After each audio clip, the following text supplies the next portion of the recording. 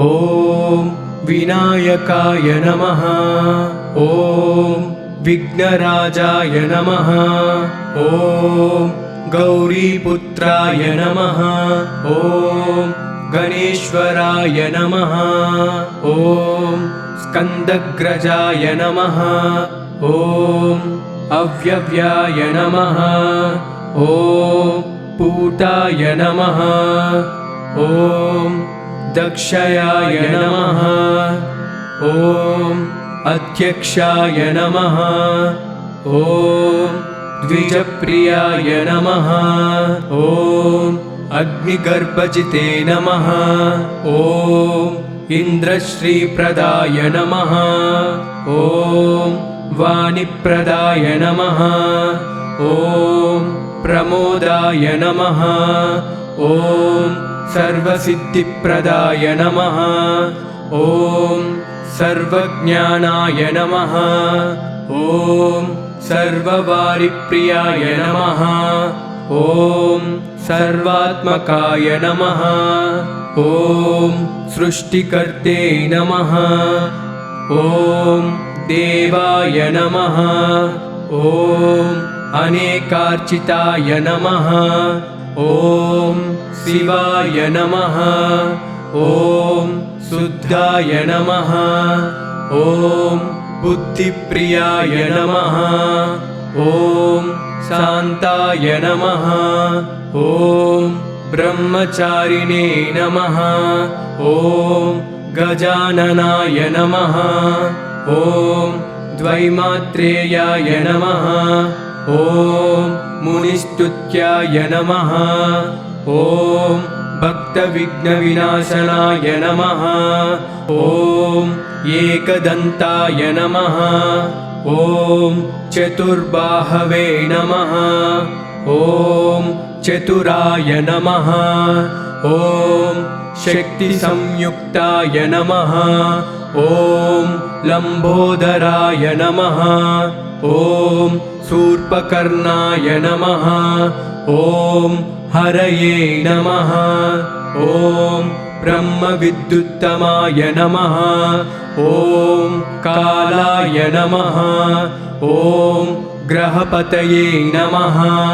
ॐ कामिने नमः। ॐ सोमसूर्याग्निलोचनाय नमः। ॐ पाशाङ्कुशधराय नमः। ॐ चण्डाय नमः। ॐ गुणातीताय नमः। ॐ निरञ्जनाय नमः। ॐ अकल्मषाय नमः। ॐ स्वयं सिद्धाय नमः। ॐ सिद्धार्जितपादाम्बुजाय नमः। ॐ बीजापुरफलसक्ताय नमः। ॐ वरदाय नमः। ॐ शाश्वताय नमः। ॐ कृतिने नमः। ॐ श्रीपतये नमः। ॐ वीतभयाय नमः। ॐ गदिने नमः। ॐ चक्रिणे नमः। ॐ विष्णुप्रियाय नमः। ॐ इक्षुचापद्रिते नमः। ॐ श्रीदयाय नमः। ॐ अजाय नमः। ॐ उत्पलकराय नमः। ॐ श्रीपतये नमः। ॐ स्तुतिहर्षिताय नमः। ॐ कुलाद्रिपेत्रे नमः। ॐ जटिलाय नमः। ॐ कलिकल्मषनाशनाय नमः। ॐ चन्द्रचूडामणिये नमः। ॐ कान्ताय नमः। ॐ पापहरिणे नमः। ॐ समहिताय नमः। ॐ आश्रिताय नमः। ॐ श्रीकराय नमः। ॐ सौम्याय नमः। ॐ ऐश्वर्यकर्णाय नमः। ॐ शान्ताय नमः। ॐ कैवल्यसुखदाय नमः। ॐ सच्चिदानन्दविग्रहाय नमः। ॐ ज्ञानिने नमः। ॐ दयायुताय नमः। ॐ दान्ताय नमः। ॐ ब्रह्मद्वेषविवर्जिताय नमः। ॐ श्रीकण्ठाय नमः। ॐ विभूदेश्वराय नमः। ॐ रामार्चिताय नमः। ॐ विदाये नमः। ॐ नागराजयज्ञोपवीतवते नमः। ॐ स्थूलकण्ठाय नमः। ॐ स्वयंकर्ते नमः। ॐ सामघोषप्रियाय नमः। ॐ परस्मै नमः। ॐ स्थूलतुण्डाय नमः। ॐ अग्रण्ये नमः। ॐ धीराय नमः। ॐ वागीसाय नमः। ॐ सिद्धिदायकाय नमः। ॐ दुर्वबिल्वप्रियाय नमः। ॐ अव्यक्तमूर्तये नमः। ॐ अद्भुतमूर्तिवते नमः। ॐ सुमुखाय नमः। ॐ समस्तजगदाधाराय नमः। ॐ मायिने नमः। ॐ मूषिकवाहनाय नमः। ॐ पार्वतीनन्दनाय नमः। ॐ तुष्टाय नमः। ॐ प्रसन्नात्मने नमः। ॐ प्रमुखाय नमः। ॐ महागणाधिपतये नमः।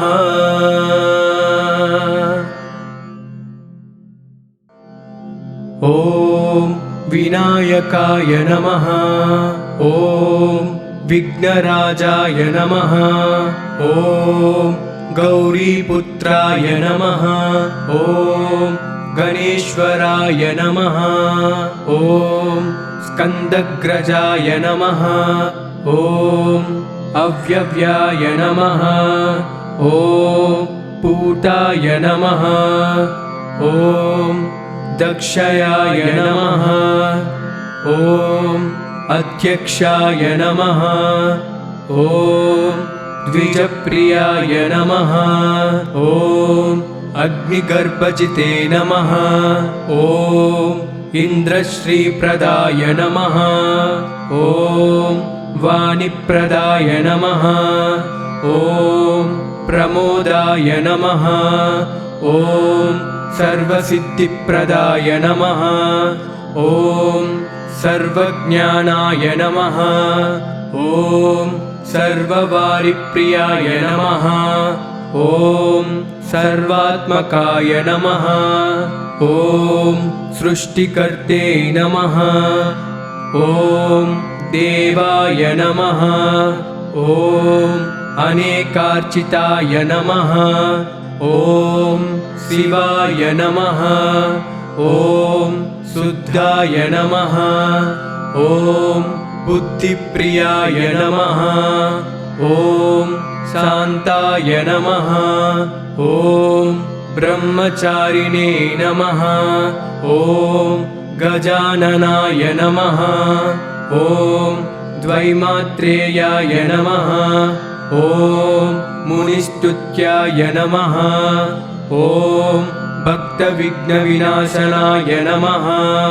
ॐ एकदन्ताय नमः। ॐ चतुर्बाहवे नमः।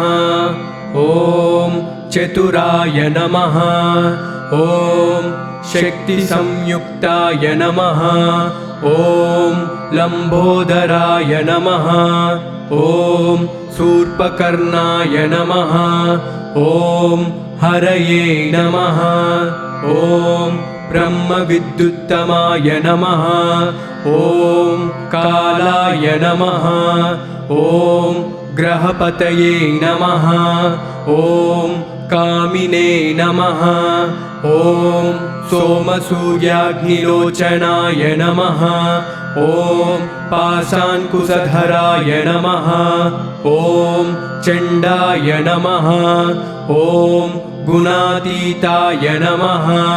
ॐ निरञ्जनाय नमः। ॐ अकल्मषाय नमः। ॐ स्वयं सिद्धाय नमः। ॐ सिद्धार्जितपादाम्बुजाय नमः। ॐ बीजापुरफलसक्ताय नमः। ॐ वरदाय नमः। ॐ शाश्वताय नमः। ॐ कृतिने नमः। ॐ श्रीपतये नमः। ॐ वीतभयाय नमः। ॐ गदिने नमः। ॐ चक्रिणे नमः। ॐ विष्णुप्रियाय नमः। ॐ इक्षुचापद्रिते नमः। ॐ श्रीदयाय नमः। ॐ अजाय नमः। ॐ उत्पलकराय नमः। ॐ श्रीपतये नमः। ॐ स्तुतिहर्षिताय नमः। ॐ कुलाद्रिपेत्रे नमः। ॐ जटिलाय नमः। ॐ कलिकल्मषनाशनाय नमः। ॐ चन्द्रचूडामणिये नमः। ॐ कान्ताय नमः। ॐ पापहरिणे नमः। ॐ समहिताय नमः। ॐ आश्रिताय नमः। ॐ श्रीकराय नमः। ॐ सौम्याय नमः। ॐ ऐश्वर्यकर्णाय नमः। ॐ शान्ताय नमः। ॐ कैवल्यसुखदाय नमः। ॐ सच्चिदानन्दविग्रहाय नमः। ॐ ज्ञानिने नमः। ॐ दयायुताय नमः। ॐ दान्ताय नमः। ॐ ब्रह्मद्वेषविवर्जिताय नमः। ॐ श्रीकण्ठाय नमः। ॐ विभूदेश्वराय नमः। ॐ रामार्चिताय नमः। ॐ विदाये नमः। ॐ नागराजयज्ञोपवीतवते नमः। ॐ स्थूलकण्ठाय नमः। ॐ स्वयंकर्ते नमः। ॐ सामघोषप्रियाय नमः। ॐ परस्मै नमः। ॐ स्थूलतुण्डाय नमः। ॐ अग्रण्ये नमः। ॐ धीराय नमः। ॐ वागीशाय नमः। ॐ सिद्धिदायकाय नमः। ॐ दुर्वबिल्वप्रियाय नमः। ॐ अव्यक्तमूर्तये नमः। ॐ अद्भुतमूर्तिवते नमः। ॐ सुमुखाय नमः। ॐ समस्तजगदाधाराय नमः। ॐ मायिने नमः। ॐ मूषिकवाहनाय नमः। ॐ पार्वतीनन्दनाय नमः। ॐ तुष्टाय नमः। ॐ प्रसन्नात्मने नमः। ॐ प्रमुखाय नमः। ॐ महागणाधिपतये नमः।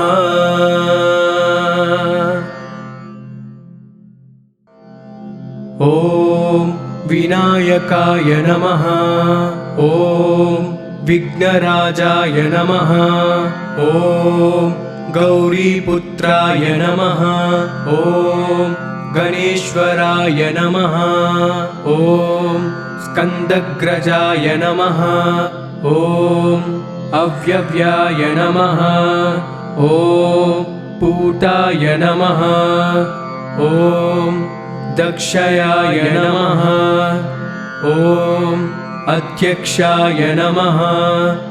ॐ द्विजप्रियाय नमः। ॐ अग्निगर्भजिते नमः। ॐ इन्द्रश्रीप्रदाय नमः। ॐ वाणिप्रदाय नमः। ॐ प्रमोदाय नमः। ॐ सर्वसिद्धिप्रदाय नमः। ॐ सर्वज्ञानाय नमः। ॐ सर्ववारिप्रियाय नमः। ॐ सर्वात्मकाय नमः। ॐ सृष्टिकर्ते नमः। ॐ देवाय नमः। ॐ अनेकार्चिताय नमः। ॐ शिवाय नमः। ॐ शुद्धाय नमः। ॐ बुद्धिप्रियाय नमः। ॐ शान्ताय नमः। ॐ ब्रह्मचारिणे नमः। ॐ गजाननाय नमः। ॐ द्वैमात्रेयाय नमः। ॐ मुनिस्तुत्याय नमः। ॐ भक्तविघ्नविनाशनाय नमः। ॐ एकदन्ताय नमः। ॐ चतुर्बाहवे नमः। ॐ चतुराय नमः। ॐ शक्तिसंयुक्ताय नमः। ॐ लम्बोदराय नमः। ॐ शूर्पकर्णाय नमः। ॐ हरये नमः। ॐ ब्रह्मविद्युत्तमाय नमः। ॐ कालाय नमः। ॐ ग्रहपतये नमः।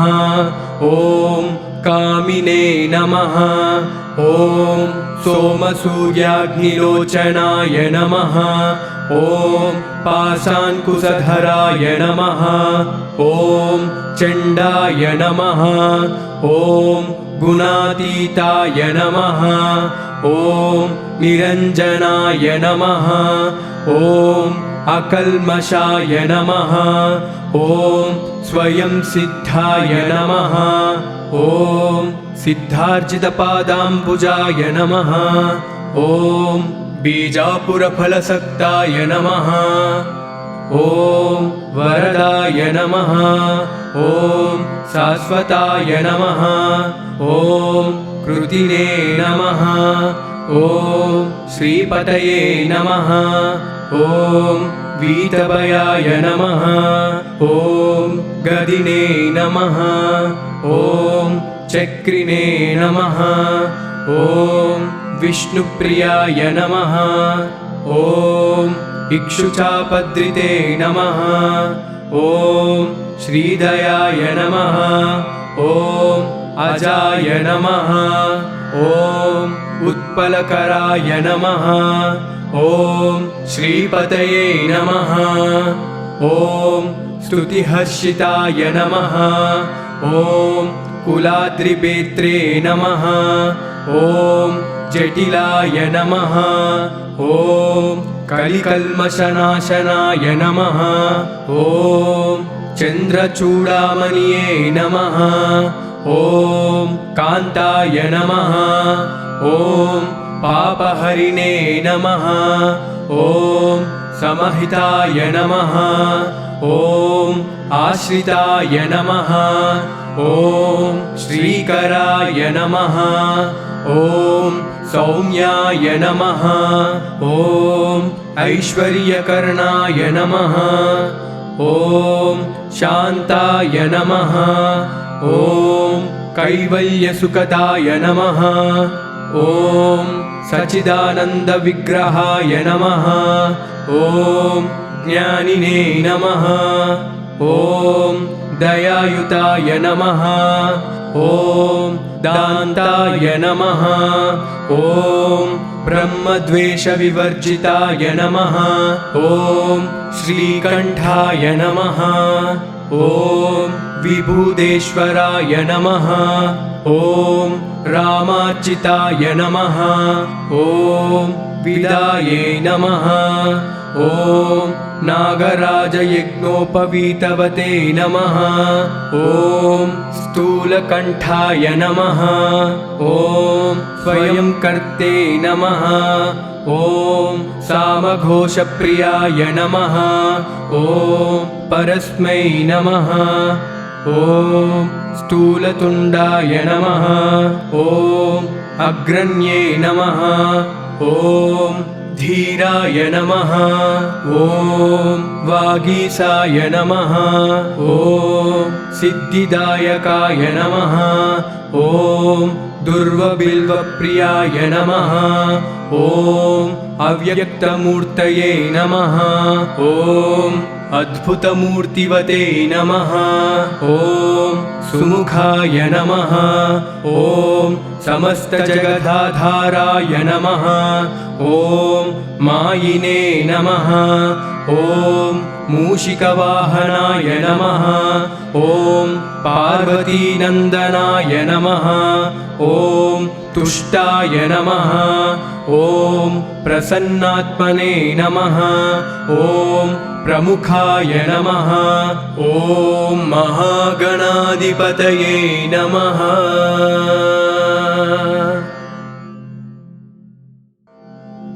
ॐ विनायकाय नमः। ॐ विघ्नराजाय नमः। ॐ गौरीपुत्राय नमः। ॐ गणेश्वराय नमः। ॐ स्कन्दग्रजाय नमः। ॐ अव्यव्याय नमः। ॐ पूताय नमः। ॐ दक्षयाय नमः। ॐ अध्यक्षाय नमः। ॐ द्विजप्रियाय नमः। ॐ अग्निगर्भजिते नमः। ॐ इन्द्रश्रीप्रदाय नमः। ॐ वाणिप्रदाय नमः। ॐ प्रमोदाय नमः। ॐ सर्वसिद्धिप्रदाय नमः। ॐ सर्वज्ञानाय नमः। ॐ सर्ववारिप्रियाय नमः। ॐ सर्वात्मकाय नमः। ॐ सृष्टिकर्ते नमः। ॐ देवाय नमः। ॐ अनेकार्चिताय नमः। ॐ शिवाय नमः। ॐ शुद्धाय नमः। ॐ बुद्धिप्रियाय नमः। ॐ शान्ताय नमः।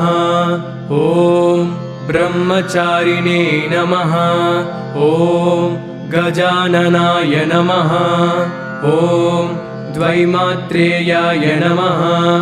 ॐ मुनिस्तुत्याय नमः। ॐ भक्तविघ्नविनाशनाय नमः। ॐ एकदन्ताय नमः। ॐ चतुर्बाहवे नमः। ॐ चतुराय नमः। ॐ शक्तिसंयुक्ताय नमः। ॐ लम्बोदराय नमः। ॐ शूर्पकर्णाय नमः। ॐ हरये नमः। ॐ ब्रह्मविद्युत्तमाय नमः। ॐ कालाय नमः। ॐ ग्रहपतये नमः। ॐ कामिने नमः। ॐ सोमसूर्याग्निलोचनाय नमः। ॐ पाशाङ्कुशधराय नमः। ॐ चण्डाय नमः। ॐ गुणातीताय नमः। ॐ निरञ्जनाय नमः। ॐ अकल्मषाय नमः। ॐ स्वयं सिद्धाय नमः। ॐ सिद्धार्जितपादाम्बुजाय नमः। ॐ बीजापुरफलसक्ताय नमः। ॐ वरदाय नमः। ॐ शाश्वताय नमः। ॐ कृतिने नमः। ॐ श्रीपतये नमः। ॐ वीतभयाय नमः ॐ गदिने नमः ॐ चक्रिणे नमः ॐ विष्णुप्रियाय नमः ॐ इक्षुचापद्रिते नमः ॐ श्रीदयाय नमः ॐ अजाय नमः ॐ उत्पलकराय नमः ॐ श्रीपतये नमः ॐ स्तुतिहर्षिताय नमः ॐ कुलाद्रिपेत्रे नमः ॐ जटिलाय नमः ॐ कलिकल्मषनाशनाय नमः ॐ चन्द्रचूडामणिये नमः ॐ कान्ताय नमः ॐ पापहरिणे नमः ॐ समहिताय नमः ॐ आश्रिताय नमः ॐ श्रीकराय नमः ॐ सौम्याय नमः ॐ ऐश्वर्यकर्णाय नमः ॐ शान्ताय नमः ॐ कैवल्यसुखदाय नमः ॐ सच्चिदानन्दविग्रहाय नमः ॐ ज्ञानिने नमः ॐ दयायुताय नमः ॐ दान्ताय नमः ॐ ब्रह्मद्वेषविवर्जिताय नमः ॐ श्रीकण्ठाय नमः ॐ विभूदेश्वराय नमः ॐ रामार्चिताय नमः ॐ विदाये नमः ॐ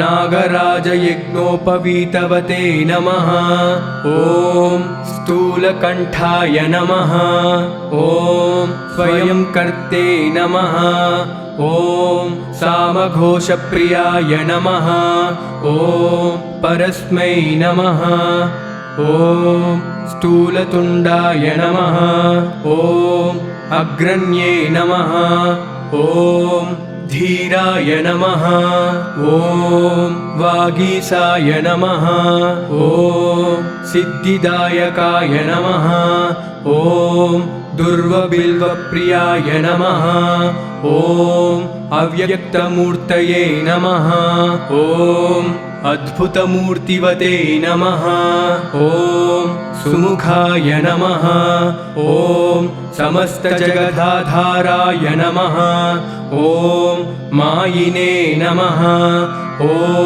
मूषिकवाहनाय नमः ॐ पार्वतीनन्दनाय नमः ॐ तुष्टाय नमः ॐ प्रसन्नात्मने नमः ॐ प्रमुखाय नमः ॐ महागणाधिपतये नमः।